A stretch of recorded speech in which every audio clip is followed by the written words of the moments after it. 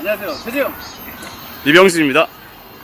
아빠들이 많이 찾는 두 대의 카니발인데, 한 대는 가솔린이고, 한 대는 디젤 엔진이에요. 차이점 혹시 아시겠어요? 똑같이 생겼는데요? 네, 똑같아요. 똑같고. 껍데기만 봐서는 전혀 모르겠네요. 근데 앞에 보시면은 여기 반바 밑에 부분이 이쪽하고 이 차하고 약간 다르거든요. 보시면 여기는 그냥 숭숭숭숭 범퍼 하단이. 네. 그리고 이쪽은 보세요. 이쪽으로 좀 막혀 있어요. 한쪽이 막혀 있네요. 이 차는 그 ACC 네, 맞아요. 컨트롤 장착되어 있는 차량이고, 이 차는 없는 차량이라서 이게 좀 달라요. 앞차와의 차간 거리를 유지하기 네네. 위한 센서가 있냐 없냐의 차이구네요. 그 외에는 다 똑같아요. 그 외에는. 일단 정답을 말씀드리면 여기는 가솔린이고 여기는 디젤 엔진입니다. 디젤 엔진이고, 가솔린과 디젤. 그리고 이번 시간에 제일 중요한 건 7인승이냐 9인승이냐. 7인승과 9인승의 차이. 그리고 네. 주행면에서는 디젤이냐 가솔린이냐. 그걸 놓고 조금 이야기를 조금 해보려고 합니다. 이게 아빠들의 로망이라고 하는 카니발.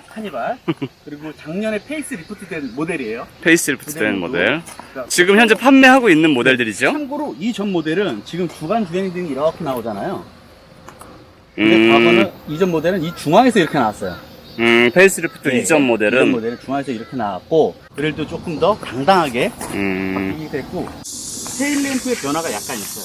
그래픽 지금 이렇게 보면 집게발처럼 고기 굽는 바베큐 그릴 집게처럼 이렇게 예전에 그냥 깔끔하게 선으로만 이렇게 돼 있었거든요. 네. 그리고 중요한 게 요 크롬바. 어, 크롬바가 여기 트렁크 여기 라인에까지밖에 없었어요. 해치의 크롬바 길이가 근데 요번에 페이스리프트 이만큼 연장이 됐어요.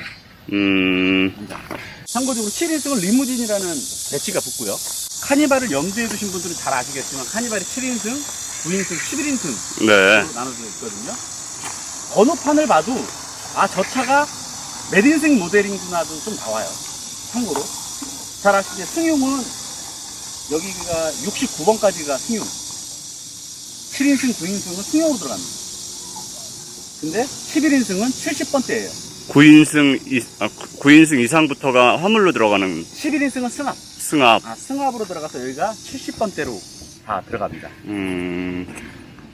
그거 말고는 그렇게 차이. 7인승 가시고 버스 전용 차선 타시면 안 됩니다. 이거 다 걸립니다, 카메라가. 그쵸? 11인승부터 탈 수 있는 거죠? 9인승부터 탈 수 있는데, 어. 6명이 이제 타야 되는 건데, 저는 그거 없어져야 되는 거예요. 없어져야 되는 거예요. 근데 특이하게 보통 뭐 디젤이냐 가솔린이냐 아니면 뭐 배기량이냐 그런 게 이 엠블럼 옆에 배지에 붙어 있는데 그렇죠, 보통은. 카니발은 그런 게 없네요, 그냥. 휠은 두 대가 휠은 같지만 타이어가 달라요. 리무진과 아니요, 그 차이는 아니고요. 이 컨티넨탈은 옵션이에요. 이거는 아. 시승차 이렇기 때문에 지금 최고 사양으로 들어가서 되고, 특이하네. 이 차는 없는 제가 구매를 했기 때문에 그냥 기본. 일반 기본. 얘는 기본. 저희가 미리 앞좌석은 뭐 봤는데 똑같아요. 크루즈 컨트롤. 이 차는 기본적인 예전 1세대 크루즈 컨트롤이 들어가 있어요. 앞차와의 차간 거리를 유지하느냐 안 하느냐의 차이가 있는 거죠. 이 차는 신식으로 되는 이제 차간 거리 조절하고 정차하고 재출발까지 지원하는 크루즈 컨트롤이 들어가 있는데 옵션입니다. 이것도 120만 원. 드라이브 와이즈 들어가 있고,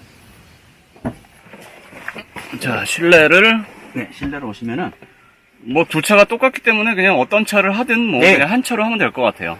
실내 전반적인 모습을 한번 쓱 보여드리면 이렇습니다. 차가 확실히 뭐 MPV가 크기 때문에 크죠. 넓어요. 중간에 여기 뭐 운전석하고 동수석 사이에 사이도 꽤 멀어서 네. 이 암레스트 두툼해서 양쪽 조금씩 걸쳐도 전혀 간섭이 없을 정도로 넓긴 해요. 큰 차의 장점이죠. 프로선 사양에는 이 가운데 디지털 LCD 화면이 조금 더 큽니다. 계기판을 이따가 저쪽 차를 보시면은 저 차는 기본인데 조금 더 크고요, 이게. 카드를 넣어주세요. 저 크기가 디스플레이 참 크기가 좀 크고 크고요. 그 차선 이탈 경보하고 후측방 경보. 반전 주행이나 드라이브 와이즈에 안전 주행 관련한 액티브 크루즈 컨트롤하고 같이 묶여 있어요. 같이 묶여 있고, 저 차 안에 이따 보시겠지만 그거는 없습니다. 시트 베리에이션을 한번 보시면 앞에 2인승 이런 식으로 구성이 되어 있고요. 여기 그리고 둘, 셋이거든요. 2열 시트도 이렇게 독립 시트로 2인 시트가 딱 이렇게 되어 있습니다. 그리고 뒤쪽에도 보시면 이렇게 독립 시트로 되어 있고, 그리고 맨 마지막에 저기 안쪽에 지금 잘 안 보이는데 조금 보시면 저게 시트인가 싶을 정도의 3인 시트. 지금 이 3열 좌석을 뒤로 밀어서 그런데 이걸 당긴다고 해도 편안함을 찾긴 되게 쉽진 않아요. 만약에 3열 시트에 사람이 앉을 생각이라면 정말 2열, 3열까지도 타이트하게 앞으로 당겨가지고 다 모두가 불편하게 가야 되는 약간 그런 느낌이 좀 들겠죠? 지금 4열 마지막 이거 싱킹 시트라고 그러거든요. 원래 평상시에는 묻어 있는데 이걸 지금 4열을 폈을 때는 트렁크 공간이 한번 묻어보세요. 바로 묻히나? 묻히기는 하죠. 기본 트렁크 공간은 이렇게 되거든요. 평소에 보통 이렇게들 다니는 경우가 많겠네요. 많죠. 그냥 그쵸? 9인승 차량은 보통은 이렇게 다니는데 접으면 뒷공간이 한 요 정도. 예. 바닥은 플랫해요. 시트가 숨어야 되는 공간이 필요하기 때문에 이렇게 다 플랫한데 문제는 여기를 펼치면 아무것도 짐을 실을 수가 없어요. 공간이 하나가 안 들어가요. 공간이 전혀 없어요. 없어지면서 그렇다고 뒷시트에 사람이 앉을 정도의 뭐 여유 있는 이 정도가 지금 아예 뭐 앉을 수 있는 공간이 제가 3열 시트를 한번 앞쪽으로 한번 당겨 볼게요. 그리고 이게 2열 시트 이 밑에 바닥 공간도 거의 없어서 그쵸. 이게 되게 쩍벌람이 되거나 완전히 붙여서 앉거나 타이트하게 이렇게 어떤 군 입대 느낌처럼 이렇게 좀 타이트한 자세가 딱 나와야 그래야 뒤에 그나마 좀 앉으세요. 지금 혹시 3열 잠깐 앉아보실 수 있으면 4열? 4열이죠. 마지막 4열인데 그렇죠. 쉽지는 않을 거예요.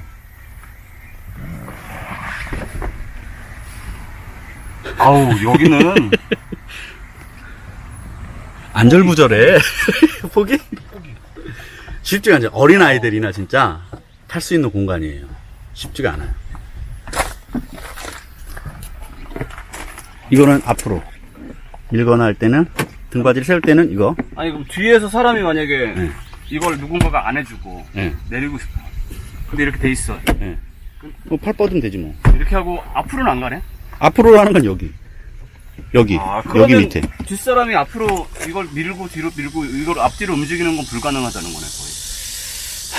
그러니까 앞사람이 배려심을 내릴 때 뒷사람 내리도록 잘해야죠.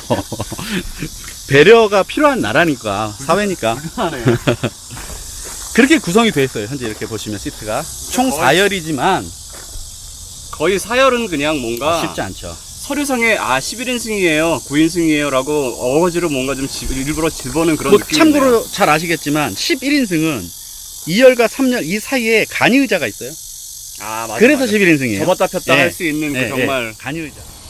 네, 이번엔 7인승 리무진 실내를 한번 둘러보려고 하는데요. 일단 뭐 트렁크 아까 트렁크 보셨으니까 요번에 트렁크를 먼저 한번 7인승 모델의 트렁크를 한번 볼게요. 일단 달라요. 구덩이가 엄청 파여있네. 구덩이가 엄청 깊어서 등받이 진짜 여유가 있다 보니까 등받이 각도 조절이 굉장히 좀 자유스러워요. 많이 겹치기도 하고. 그리고 여기를 당기면 수납이 되는 시트거든요.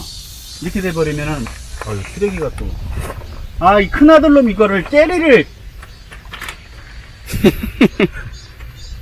이렇게 이제 평평하게 유일하게 차를 구입하고 사제로 드린 매트예요. 잘 아시겠지만 순정은 아닙니다. 순정 매트는 아니고 이렇게 되면 여기하고 같이 접혀버리면 굉장히 넓은 공간이 많이 생기게 됩니다. 일단 기본적으로 트렁크 사이즈가 워낙에 커요. 기본적인. 이게 카니발 리무진이라 뭔가 시트에 달려있는 이런 것도 많고 좀 더 고급스러운데? 저쪽 시트 옆에 하고 보면은 그 레버가 차이가 많이 나요. 저쪽 9인승 모델은 단순하게 옆에서 보이는 게 앞뒤 슬라이딩하고 등받이 각도밖에 없거든요. 하나밖에 없어요. 이거 여기에 등받이 각도고 요 밑으로 보시면 슬라이딩 앞뒤가 여기 붙어있는 수동이고. 근데 7인승 모델은 이 다리 올려놓는 이것 때문에 모든 버튼이 옆에 있고 종류도 많아요. 리클라이너도 있고. 리클라이너 있고 앞뒤 되고요. 그리고 여기 의자 사이를 붙이는 것도 가능해요. 의자 사이를 옆에 버튼이 당기면 이렇게 옆으로도 움직인다 이렇게. 거의 붙겠네. 그리고 당연히 레그룸 이거 서포트하는 편하게 하고 이걸 당겨서 뒤로 하고 누우면 굉장히 안락한 이제 나오게 되죠. 3열은 훨씬 나요. 3열은 훨씬 난 게 아니고 3열이 완전히 7인승이 이 시트 구성은 제가 언뜻 보면 훨씬 좋네요. 실용적이고. 근데 미국에서는 9인승은 팔지도 않고 기본적으로 이 모델을 팔고 있는데 그런데도 불구하고 3열이 그렇게 승차감이 좋지 않아요. 뭐 그거는 이따가 저희가 주행하면서 다시 한번 말씀드리겠고요. 그래서 제가 지금 가솔 모델 특히 7인승을 산 이유는 명확해요. 2열이 편해야 됐어요. 편안한 2열. 예, 2열이 편안해야 됐어요. 왜냐면 저는 뭐 6명이나 뭐 7명 이상 차를 탈 사람도 없고요. 뭐 가끔 탄다 해도 그것 때문에 왜 9인승을 사야 되나? 라는 생각. 어쩌다 한 번 있을지도 없을지도 모르는 일 때문에. 그리고 무엇보다 저는 전용 차선 탈 일이 없어요. 기본 이 자리가 2열 열선 시트예요. 열선 시트인데 잘 들으세요. 7인승은 2열 열선 시트가 없습니다. 현대 측에 문의를 했더니 불가능하대요, 구조적으로. 근데 말이 안 되거든요, 이게. 왜냐면은 이 자리가 있는 만큼 사제업체에서는 이 7인승도 열선을 다 달아주고 있어요, 현재. 서랍장도 있고. 오, 서랍도 크네. 뭐 들어있는 게 아무것도 없어. 어쨌든 7인승 리무진은 2열 시트에 옵션으로 열선을 달고 싶어도 불가능하다. 불가능합니다. 굳이 달고 싶다면 사제업체로 가야 돼요. 애프터마켓에서 40~50만원 정도 합니다. 40~50만원 정도. 그러면 여기 순정으로 요 버튼 자리에 요 그대로 딱 버튼이 네, 들어가면서 순정 부품을 사서 작업을 해주더라고요. 순정 부품을 사서. 어차피 9인승 모델에 들어가는 거, 그 부품을 전부 사서 작업을 따로 하더라고요. 9인승은 그렇네. 9인승은 여기 보시면 딱 여기 열선 버튼도 있고요. 열선 시트가 들어가네요. 근데 7인승 모델 중에 제일 불만한 그거 딱 하나였어요. 근데